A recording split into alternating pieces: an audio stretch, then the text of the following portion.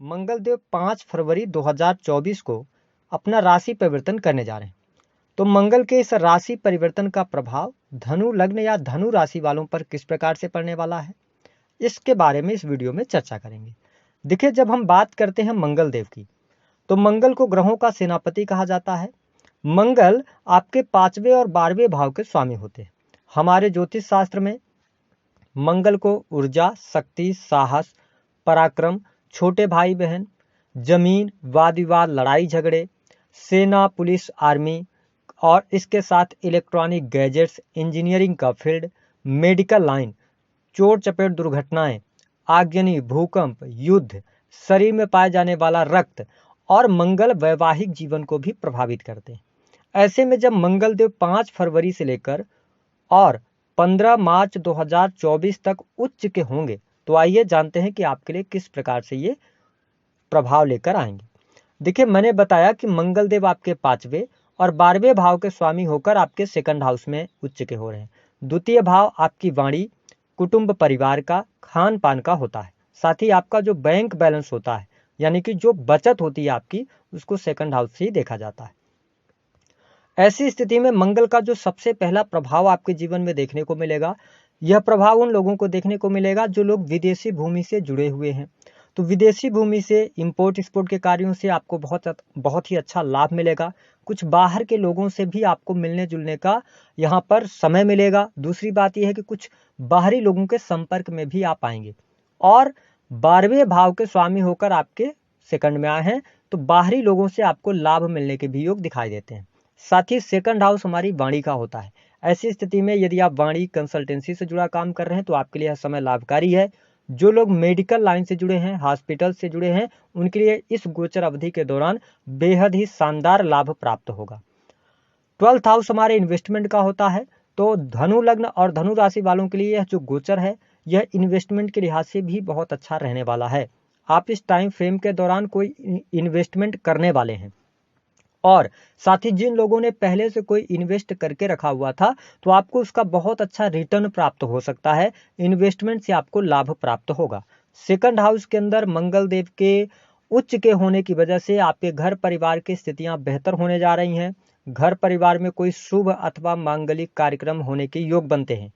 इस गोचर अवधि के दौरान परिवार भाव में मंगल देव आ रहे हैं, तो आपके लिए आपके परिवार में कोई भूमि से संबंधित कार्य हो सकता है। आप भूमि परचेज कर सकते हैं, भवन निर्माण की तरफ जा सकते हैं, या परिवार में कोई प्रॉपर्टी लेने के बहुत ही अच्छे योग बनते हैं, क्योंकि सेकंड हाउस जो होता है ना, वो आपकी फैमिली होती है।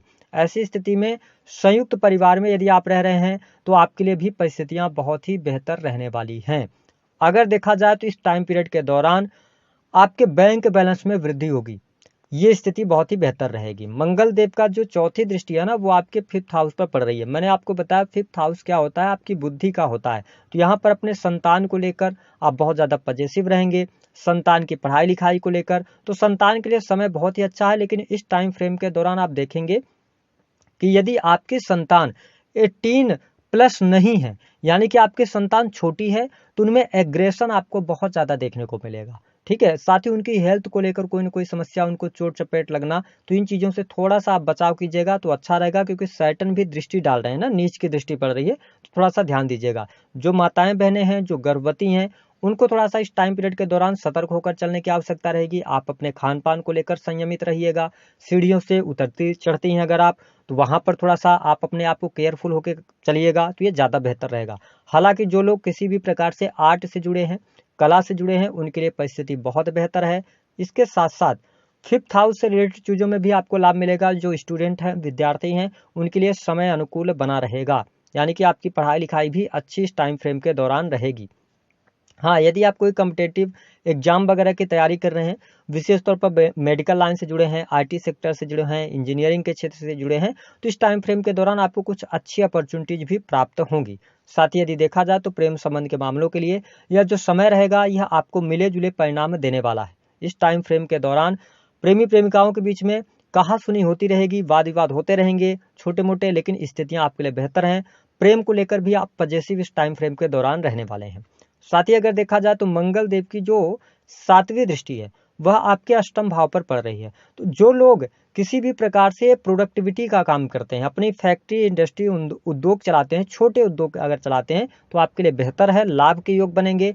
आपको मैंने बताया इन्वेस्टमेंट से लाभ हो रहा है। लेकिन यहाँ पर कर्क राशि आती है, कर्क राशि आ रही है और राहु की भी दृष्टि है, मंगल की भी दृष्टि कर्क राशि पर है। ऐसी स्थिति में आप वाहन वगैरह इस्तेमाल करते हैं, आपके ऊपर यदि शनि की ढैया चल रही है या शनि की दशा वगैरह चल रही है तो थोड़ा सा आप सतर्क होकर चलिएगा तो ज़्यादा बेहतर आपके लिए रहेगा।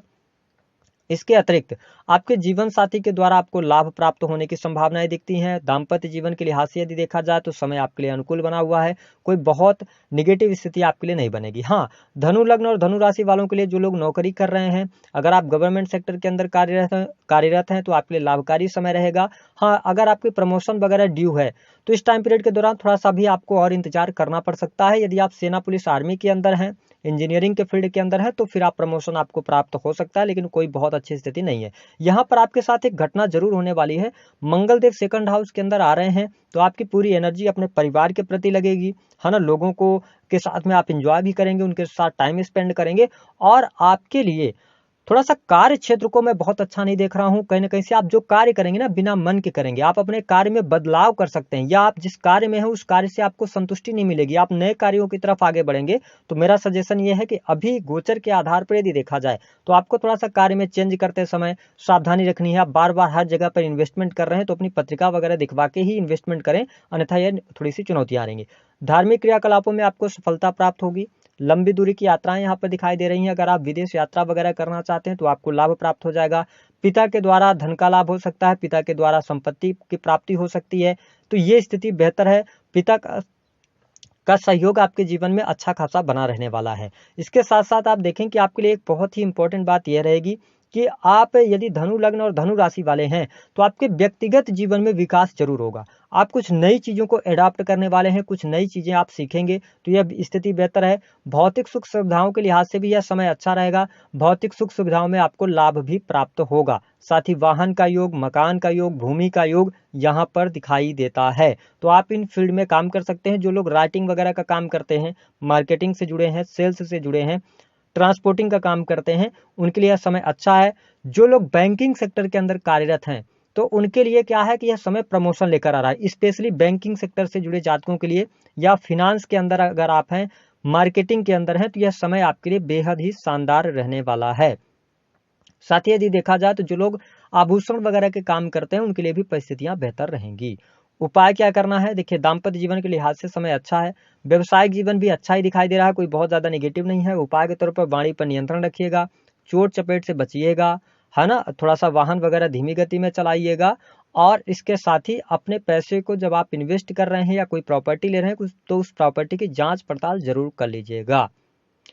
उपाय: हनुमान जी की उपासना कीजिए, सुंदरकांड का पाठ कीजिए, या आप गुड़ का दान कर सकते हैं। इससे